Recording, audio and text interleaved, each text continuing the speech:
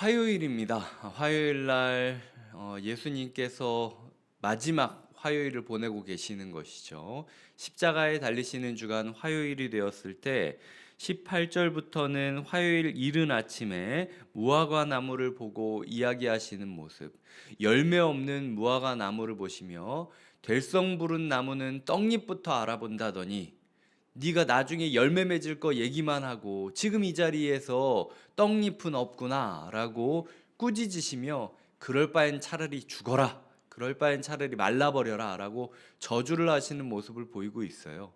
그리고 나타나는 모습이 권위 논쟁. 오늘 우리가 묵상하는 종교 지도자들이 예수님을 보면서 당신이 무슨 권위로 이런 일을 행하느냐라는 이야기를 하고 예수님은 그러면 너희는 무슨 권위가 있느냐 라고 이야기를 하시면서 논쟁을 하는 모습이 보이고요. 그 다음에 예수님께서 이렇게 이야기하십니다. 예수님께서 28절부터 32절까지 두 아들이 있는데 한 아들은 일을 하겠다고 해놓고 안 하고 둘째 아들은 일을 안 하겠다 그러고 하더라. 그러면은 하겠다고 하고 안 하는 놈이 나은 거냐, 안 하겠다고 하고 하는 놈이 나은 거냐. 너희의 삶에 예전에는 종교적인 열심이나 뜨거움으로 잘해보겠다라고 하나님을 따르겠다고 말을 했지만 실제로 너희의 삶에 말씀 앞에 나오고 예수 앞에 나오고 사랑과 자비를, 사랑과 긍휼을 실천하는 모습이 있느냐? 아니면은 성전을 장사하는 곳으로 만들면서 어떻게든 떡고물 하나라도 얻기 위한 장소로 예배당을 사용하고 있느냐라고 이야기를 하면서 화요일을 보내고 계시다라는 거죠. 이 맥락에서 우리가 권위에 대해서 한번 생각을 해보도록 하겠습니다. 먼저 자꾸 권위 이렇게 나오거든요. 23절에 보면은 내가 무슨 권위로, 그리고 누가 이 권위를, 24절에 보면 나도 무슨 권위로, 그리고 27절에 보면은 나도 무슨 권위로라고 이야기를 하고 있는 거죠. 우리가 이 권위 논쟁이라고 이 본문을 많이 생각하곤 하지만요, 실제로 권위가 뭘까라는 생각을 오늘 하게 되었습니다. 그래서 사전을 조금 찾아봤습니다. 뭐 일반 사전을 찾아보기도 하고, 뭐 철학 사전을 찾아보기도 하고, 그리고 저희 신학교 학자들이 썼던 사전을 찾아보기도 했는데, 그 중에 이 마태복음 본문을 가지고 한 몇몇 신학자들이 이렇게 정의를 내렸습니다. 권위란 무엇인가? 어떤 사물이나 개인 또는 사건에 통제권을 행사할 수 있는 권리, 어떤 사물이나 개인 또는 그 사건에 통제권을 행사할 수 있는 권리를 권위라고 부른다라고 이야기를 하는 거죠. 예수님이 우리의 삶에 있어서 통제권을 행하셔야 하는 이유가 무엇인가? 그리고 우리는 어떻게 해야 예수님을 닮은 모습으로 우리의 삶이나 우리의 상황이나 우리가 사랑하는 사람들에게 적절한 통제권을 행사할 수 있는가라는 부분에 대해서 생각을 해보자는 것이죠. 예수님께서는 말씀하고 있습니다. 그들이 너에게 어떤 통제권을 가졌느냐라고 물어볼 때 예수님은 그럼 나도 물어보겠다. 너희가 답하면 내가 내 권위가 어디서 왔는지 알려주리라 라고 이야기를 하면서 세례 요한의 권위는 어디서부터 왔냐라고 물어보십니다. 세례 요한의 권위가 어디서부터 왔냐라는 이야기를 통하여 그들이 나는 권위가 사람들에게서 난다, 시스템에서 난다 라고 생각을 했는데 그게 아니라 진짜 영적인 권위는 하나님으로부터 오는 것이고 내가 이것을 하나님으로부터 온다고 이야기를 하면은 내가 손해를 받기 때문에 말하지 못하는 자기의 연약한 민낯을 보게 하심으로써 내가 그렇게 붙잡고 있었던 권위는 사실 사람에게서 온 것이구나 라는 생각을 하게 된다라는 거죠. 제가 이 본문을 좋아하지 않는 이유 중에 하나가 있었습니다. 원래 왜냐하면은 저는 이 본문 때문에 기독교가 그렇게 교파가 나뉘고 이단이 나뉜다라는 생각을 할 때가 많았어요. 왜냐면은 많은 이단들이 이 구조를 가지고 얘기를 합니다. 뭐 우리가 적절하게 이성적으로 신학교를 제대로 된 신학교를 나와야 되고, 교리는 역사적으로 건강한 교리를 가져야 되고, 혼자서 튀는 게 아니라 어떤 방향성을 따라서 우리가 함께 믿어야 되는 연대가 필요하다라고 이야기를 하는데, 하여튼 이단들은 아니라는 거예요. 이 내 권위는 하나님으로부터 받은 거고, 저들의 권위는 신학교건 뭐 어디 신학교를 나왔냐 뭐 어떻게 됐냐, 이거는 다 사람의 권위를 뜻하는 거다, 이렇게 얘기를 하면서 피해 다니기 때문에 사실은 제가 이 본문 별로 안 좋아했습니다. 그리고 교회 안에서 여러 가지 문제들이 있을 때 꼭 이거 가지고 싸워요. 하여튼 A라는 사람도 나도 하나님이 그렇게 말했다, B라는 사람도 나도 하나님이 그렇게 얘기했는데 왜 네 말과 내 말이 다르냐. 이 A라는 사람과 B라는 사람이 둘 다 자기의 그 통제권을 하나님으로부터 왔다고 이야기를 하면서 싸우고 있는 모습을 보면 목사로서 이 어느 장단의 춤을 춰야 될지 모르겠다라는 거예요. 왜냐면은 제가 하나님의 권위는 그런 게 아닙니다라고 이야기를 해도, 아니 이광희 목사, 네가 내가 하나님의 말씀을 받았다는데 뭐 어떻게 할 거냐, 이렇게 나와버리면은 두 사람이 동시에 얘기를 하고 싸울 때에 제가 이거를 둘 다 아니라고 하기가 되게 하여튼 애매한 부분이 있는 겁니다. 교회 안에서 왜 우리가 싸우는데도 조율이 안 되느냐, 그리고 이단들이 이렇게 많은데도 기독교를 너무나도 무력하게 조율을 못 하느냐, 교파가 하여튼 나누고, 하여튼 인간들이 싸우고 나면 신학교 하나 또 만들어지고, 인간들이 싸우고 나면 교회 하나 또 세워지고, 이런 식으로 부적절하게 세워지는 어떤 다툼들이 기독교의 영향력을 더 약화시키는 거 아닌가? 그래서 제 마음 가운데 한편으로는 종교 지도자들의 마음이 이해가 되는 거예요. 예수님 그냥 신학교 나오시지, 예수님 그냥 랍비 되시고 개혁하시면 안 되나, 꼭 이렇게 혁명적으로 다 뒤엎으시면서 꼭 일을 그렇게 하셔야겠나 라는 생각이 드는 게 사실입니다. 아직도 저는 이 말씀을 묵상할 때마다 주님 꼭 방법이 이거밖에 없나요? 이 구절 하나 때문에 주님은 뭐 잘 사셨지만 우리는 여전히 이렇게 조금 괴롭고 서로 오해하고 힘들고 있습니다 라고 기도하는 때가 많이 있다라는 겁니다. 그런데 기억하셔야 될 게, 예수님께서 이야기하시는 거예요.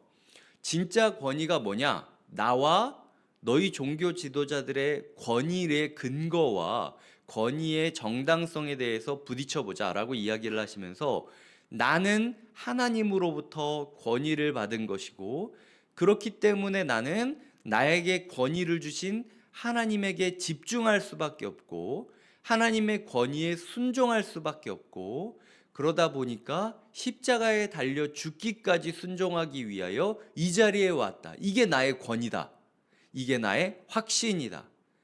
그런데 너희의 권위는 너희 자신이 어떻게 하면은 조금 더 잘 살 수 있을지, 너희가 보기에 어떻게 하면은 불편하지 않을 수 있을지를 생각하기 때문에 하나님의 눈치를 보는 게 아니라, 어떨 때는 하나님의 눈치를 보고, 어떨 때는 사람들의 눈치를 보고, 어떨 때는 내 눈치를 보는 일관성이 없다. 그리고 너희의 삶에 어떤 헌신이 있느냐, 사람들 앞에서 세례 요한의 권위가 하늘로부터 왔다라고 이야기하지도 못하는 정도로 너희는 너희가 전하는 그 메시지에 인생을 걸지 못하고 있지 않느냐라고 이야기를 하고 있다라는 거죠. 즉 예수 그리스도께서는 우리에게 진정한 권위는 어디로부터 나오느냐, 진정한 권위는 내가 만들려고 하는 게 권위가 아니라, 나는 하나님께 말씀을 받았고 그 말씀을 지키는 일관성을 가지고 있고, 그 말씀을 따라서 내 목숨까지도 바치겠다라고 결단하는 삶의 순종이 우리의 삶에 권위를 부여하고 우리의 삶의 권위에 대한 확신을 부여한다라고 이야기를 하고 있다라는 거죠. 주님께서는 오늘 우리에게 묻고 계십니다. 너의 삶 가운데 네가 마주한 사물이나 개인이나 사건에 대하여 너희가 통제권을 행하고 싶으냐? 아비로서, 어미로서, 남편으로서, 아내로서, 자녀로서, 교사로서, 목사로서 너희가 너희의 영향력을, 너희의 통제권을 행사하고 싶느냐?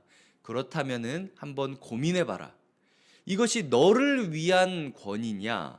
아니면은 나의 권위를 따라 나의 권위를 일관성을 지키며 네가 죽기까지 순종함으로 말미암아 나타나는 거룩한 확신이 있느냐라고 물어보는 것이죠. 지금 오늘 본문을 보면은 사실은 세 명의 아들이 있는 거나 마찬가지예요. 첫째 아들은 종교 지도자들이죠.